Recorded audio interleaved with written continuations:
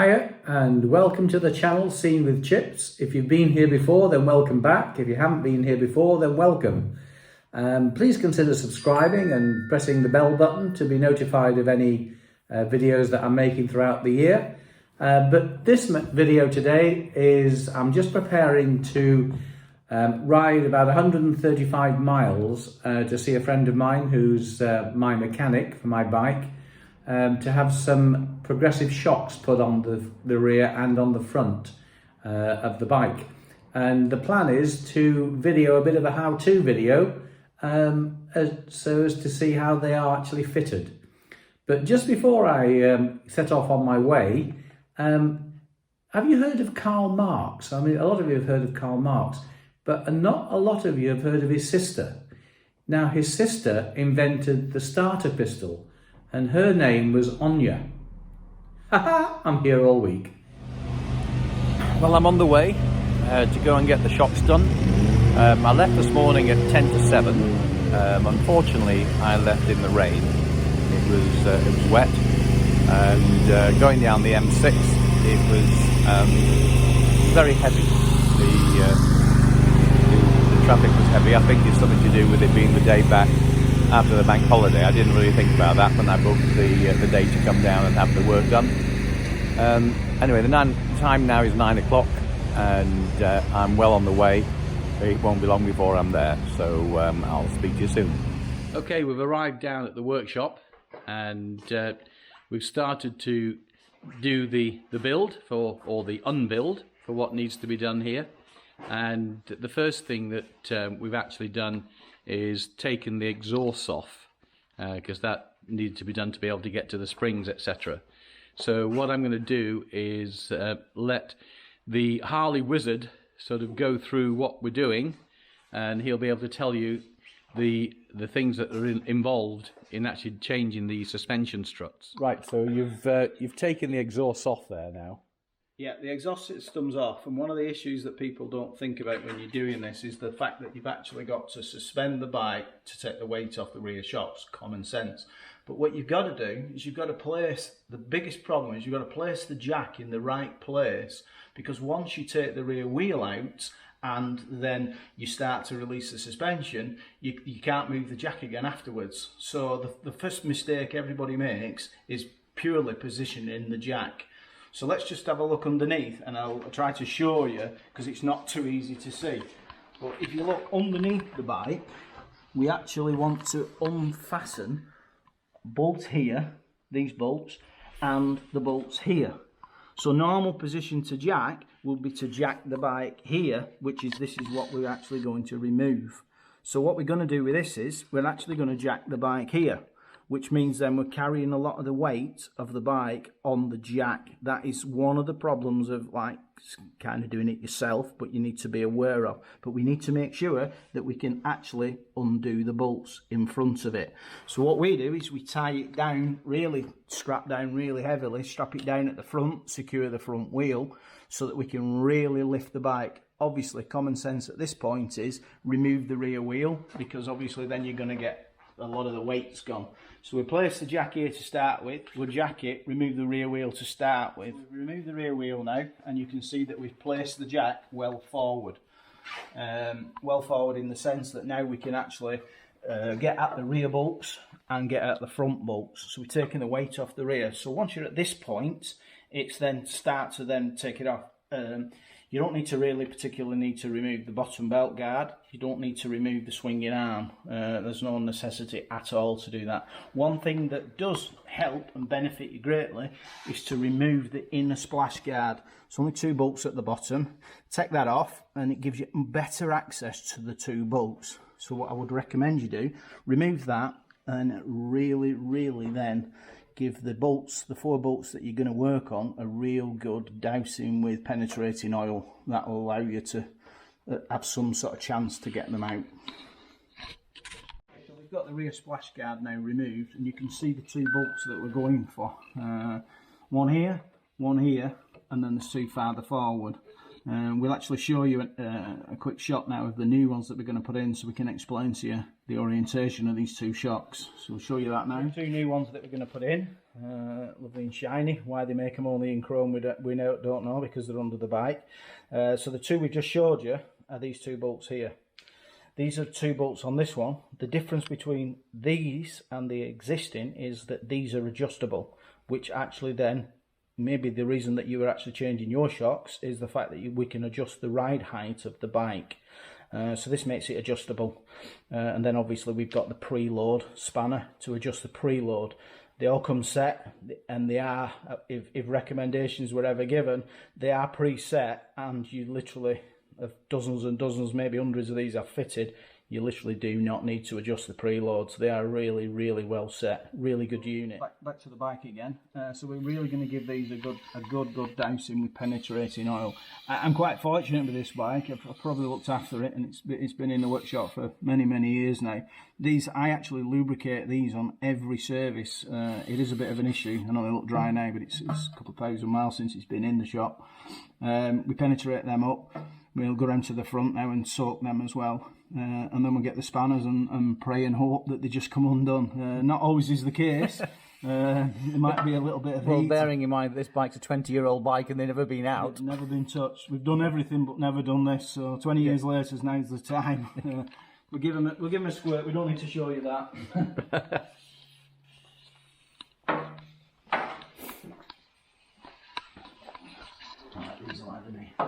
The good thing about this, with Jed doing this work for me, is that he's done, as he just said, he's done all the work on this bike ever since I've had it.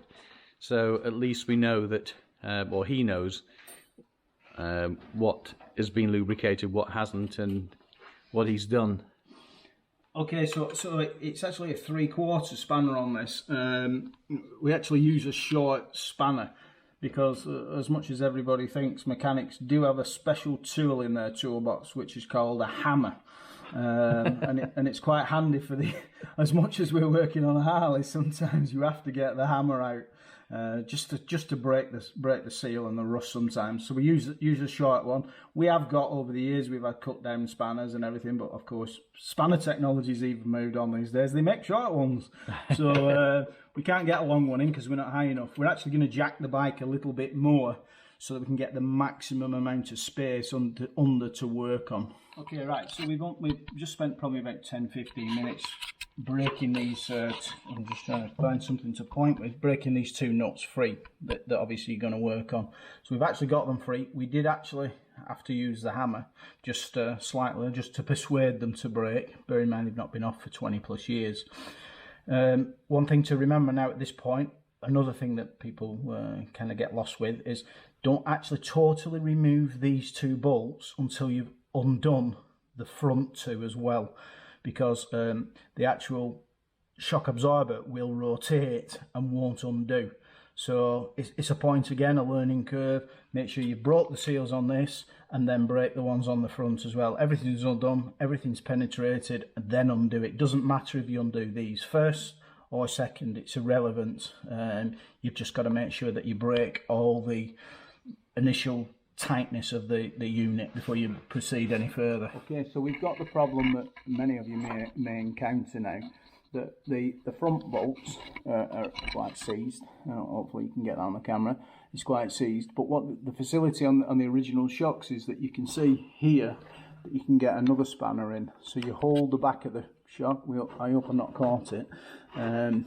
Get the spanner on this part, and then your main spanner on that. So then it becomes a two-handed job. It's quite simple, but two-handed job.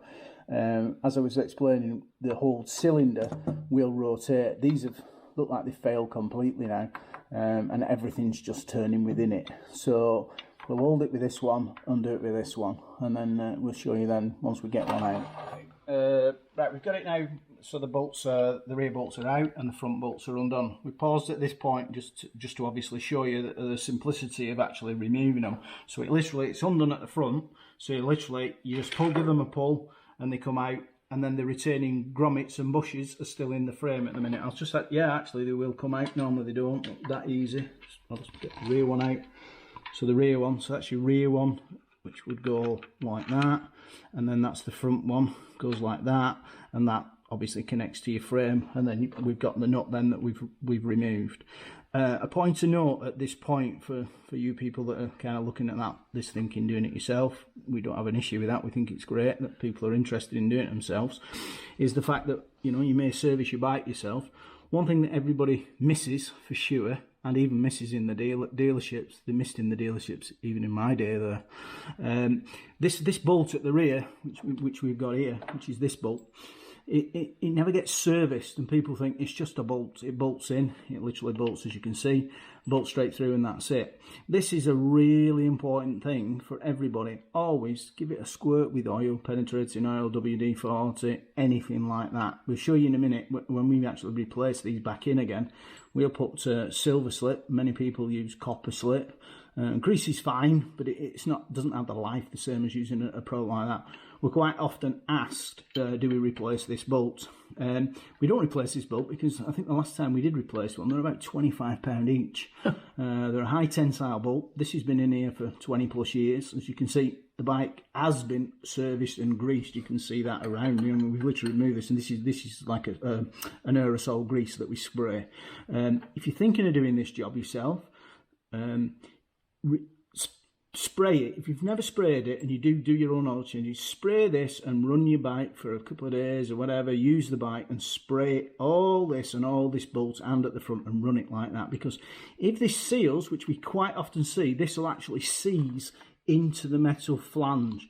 And where we get failures on these is this bush then rips out of this suspension.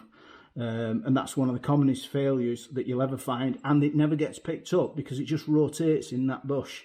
We quite often see it. We'll remove him and this little just fall to pieces.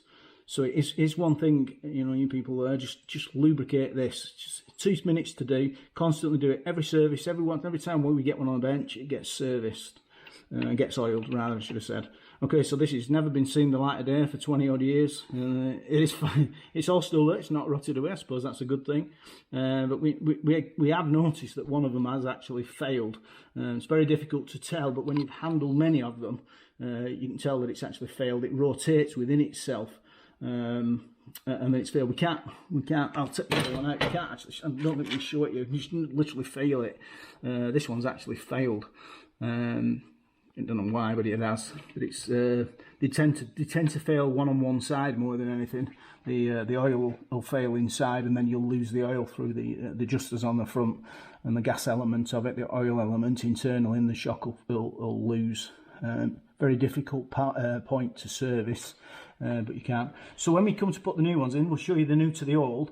There's no orientation on them, there's no left and right, so it's literally straight back in again now. We're just going to show you, just as a point of interest, at where we are with the bike on the bench, just because it's something that really, it's not really a good idea to prop it up on a few bricks, as many people try to do, and do it themselves. You really do need to have it up in the air, strapped down. We'll just show you that. So sort of that's where the bike's sitting on the bench, so you can see the angle of and the height of it opposed to anything else. I'll just show you. The reason for it is that we can actually get a spanner, a full spanner in, and still be able to turn it. Where, you know, you can't jack it here, you're all too low, and obviously we've got it fully lifted as much as we can, and then we've got it fully strapped at the front, and it's fully tied into with the wheel chock as well. It can't go anywhere. And that's the main thing, it's safety at this point. If you're going to do it yourself, it's safety more than anything. Showing you the new to the old, so the new we took out, obviously plain, obviously the new ones. The only difference is that the bolt still fits, no issues at all, and the rear has new. But you can see on the difference between these and our new ones is we've got this element here of threaded bolts. Basically what this does is allow you to adjust the shock backwards and forwards, which raises or lowers the suspension. So that's how if any of you are doing it to get an adjustment, this is how you do it, purely by this. If you're going to go down that line and you want to adjust it, the instructions are very, very comprehensive and simple to follow. But I would advise that if you were doing that adjustment, do it on the bench at this stage. Don't try and do it on the bike. You can fine adjust it on the bike, but make your measurements here initially to start with and set it. It will tell you in the instructions roughly. But at fully in, which is where we're going to do, that is standard Harley ride. From there outwards, it works opposite to what you think. The longer they are, the lower you go. Everybody gets misled that it's shorter for lower, it's longer for lower. It pushes up the swinging arm into the rear shock, into the rear fender, so that lowers your rear end. It's limited, I can't remember the exact figure of numbers. I'm sure Steve will type it on the bottom and do a typo for you to tell you once we read the instructions. But we're doing typical with everybody else. We'll read the instructions when we've finished. Okay, so we're ready to install now. So we put some silver slip on, or copper slip, or grease if you've nothing else. This is, you know, we always use this stuff. One of the most important things at this point is to not forget that you need to Loctite or stud lock these in once you do them. It's a very critical moving point. We have seen them come undone. There's a torque setting for them. Add the Loctite at this point, and then we'll install. So we've got this one adjusted right down, so this is the height that it will run at. This is the standard Harley height. We're not lowering the bike, we're putting it to standard height. We're just upgrading the quality of the suspension. So we know from experience this is the standard setting. So it's wound in, it's tightened up. No Loctite on this because this has its own nut, which we will Loctite, and then it has a split pin different from the Harley that then locks it in to stop it undoing completely if it fails, which didn't ever do. Loctite, Loctite, Loctite. So I'll show you them in, like I said, before and after. No, there's nothing to install in them. You literally slide both ends in. One point of note at this point, again with experience, loosely connect both of them. Put the both rear nuts in, connect both nuts in, connect both collars in at the front through the thing, and loosely connect everything up. Don't put one in, tighten it all up, and then try and get the other one in, because you only need a minute adjustment of pressure to these, and they can be different lengths, which will stop you getting the bolts in. So it's bolt and then tighten. Bit of common sense, but if you've never done it before, it can be one that can cause you a bit of problems. So we're gonna put the rear one in again. Got the collar on the right way around. We've got the studs in. We've got everything on. Unless you can find them. I can't see what I'm doing. There it is. It's in. Yeah, you're in. So then again, this one might line a little bit easier. Are we going to be lucky? Yeah, because the other one's already lined up, isn't it? So lined up, so it's holding it. So there we go. That's just and hin. Yeah. So what we'll do at this point now is we've obviously now got the two front collars. We've got the two front collars here, so we place, if Steve can go low, we put the front collars on the bolts, which you can see. You can't probably see it going on, but obviously if I come round to the other side, I'll be able to see the collars on. Yep. So then obviously we've got our nuts again. We'll stud lock them, Loctite them on, a bit of Loctite. So at this point, obviously you're going to be quite not overcritical to time with the Loctite. Doesn't really matter, but we can get them on a long way on, because obviously nice and smooth, nice and new, not like the old rusty ones. Get a front on there, so that's nice and tight. Rear one again, I'm doing it all by feel. Yeah, I can see what you're doing. You can see it, I can't see it.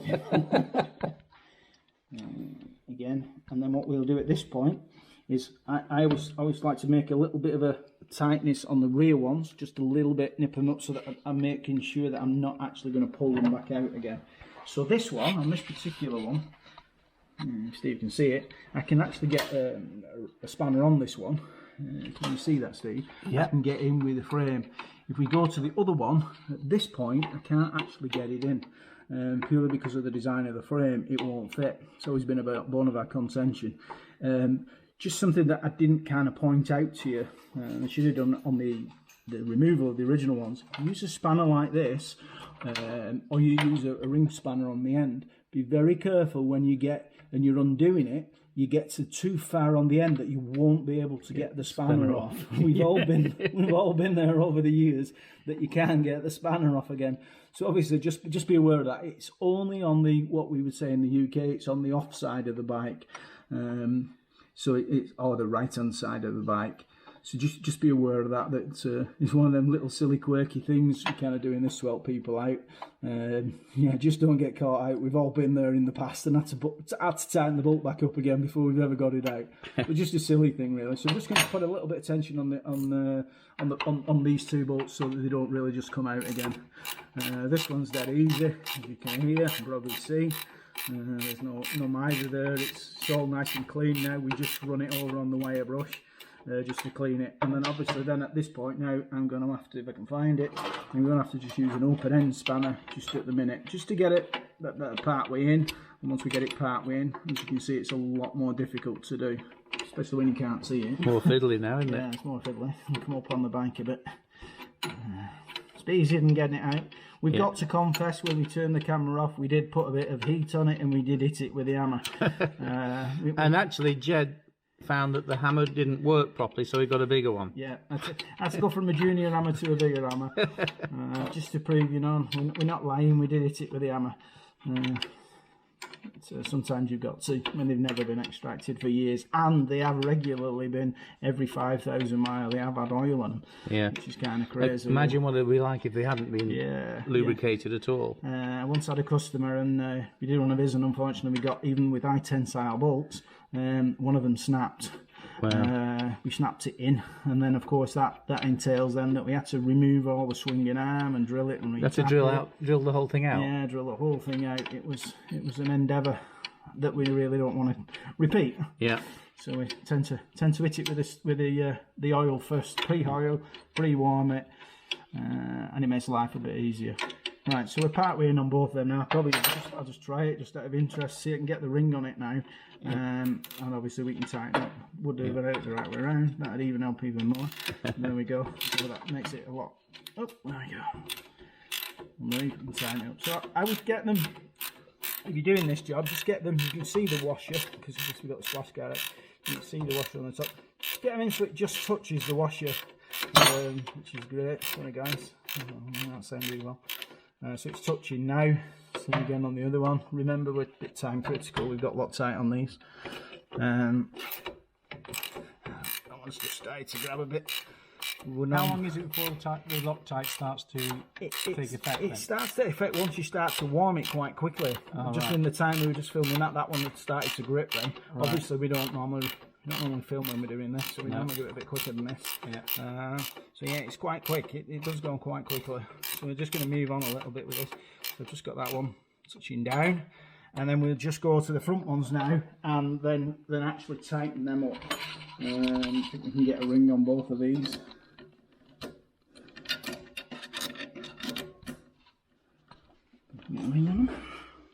Yeah, you're on. Must be like that. Yes.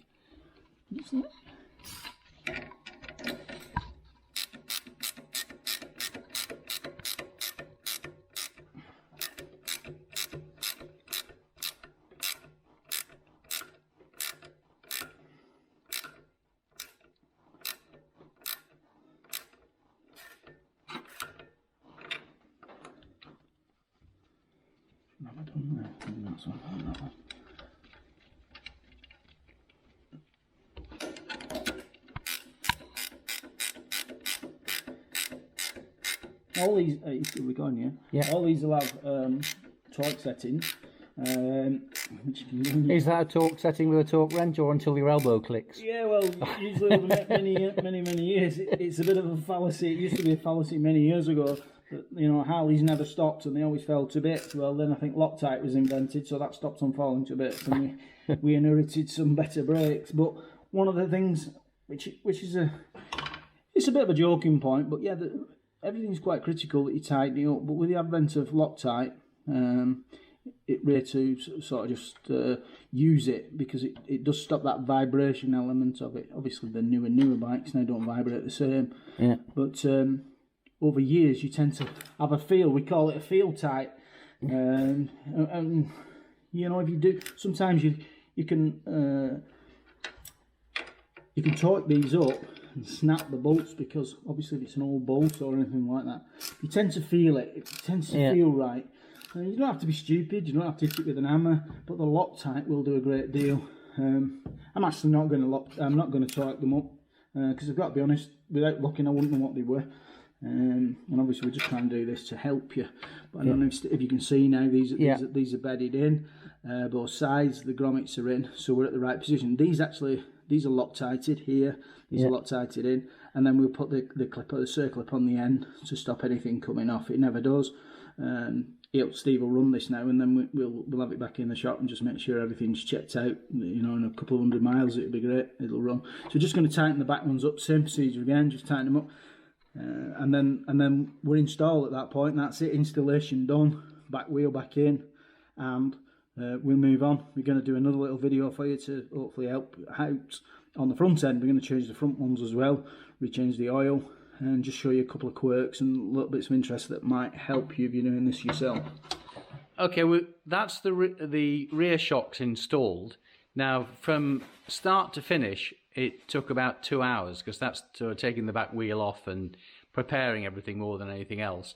But the actual installation of the shocks takes about an hour from starting to take the old ones out, putting the new ones in. So it's not bad. I mean, mind you, you've got someone here doing it who knows what he's doing. So I suppose if if I was doing it at home, rather than allow myself 2 hours, I'd probably allow myself 2 weeks. But hopefully with what Jed's been showing you there, it'll give you a bit of help on if you are planning to do it yourself.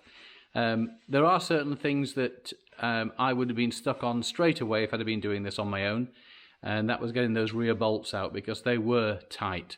So we had to get some heat on them and some cold on them, and a bit of persuasion, as Jed said, with a hammer and then a bigger hammer. So I would probably have failed at that point if I was doing it myself. So, but now what we're going to do is we're going to put all the wheel and everything back on. No need to video that. You've seen all that before. And then we'll start on the front shocks.